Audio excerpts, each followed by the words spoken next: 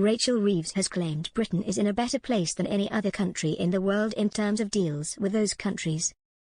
Rachel Reeves has confirmed the UK is close to securing a major trade deal with 6 Gulf nations, including the controversial countries Saudi Arabia and Qatar. Speaking to the BBC, Chancellor Ms Reeves said the Gulf Cooperation Council (GCC) pact would be the government's next deal as it pushes to boost post-Brexit trade links. The 6-member GCC includes Saudi Arabia, Qatar, Bahrain, Kuwait, Oman, and the United Arab Emirates. Talks on the agreement began under the Conservative government and have continued under Labour. Ms Reeves hailed recent trade agreements with the United States, the European Union, and India as proof Britain is positioning itself as a global trading power post-Brexit.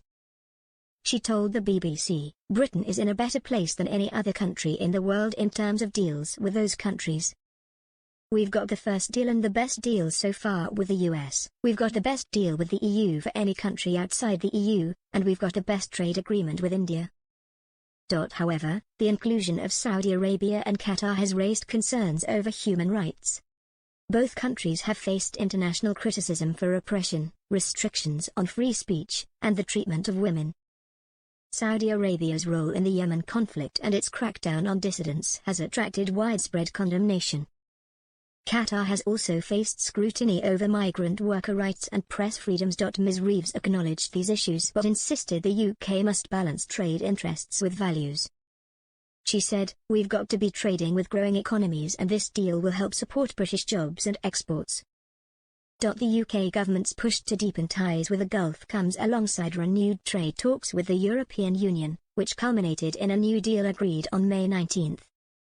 Prime Minister Sir Keir Starmer described the agreement as a win-win that marks the start of a new era in UK-EU relations.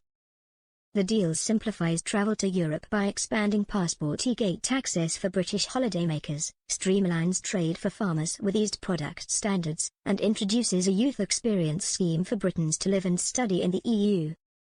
Security cooperation between Britain and the EU has also been strengthened under the deal, reflecting ongoing shared threats despite Brexit divisions. The government claims the reset will boost the economy by £9 billion by 2040, cutting red tape for businesses and travellers. However, the deal has faced fierce criticism from conservative voices over extended EU fishing rights in UK waters and the adoption of dynamic regulatory alignment. Ms Reeves also ruled out trade negotiations with China, highlighting ongoing concerns about Beijing's human rights record and geopolitical ambitions.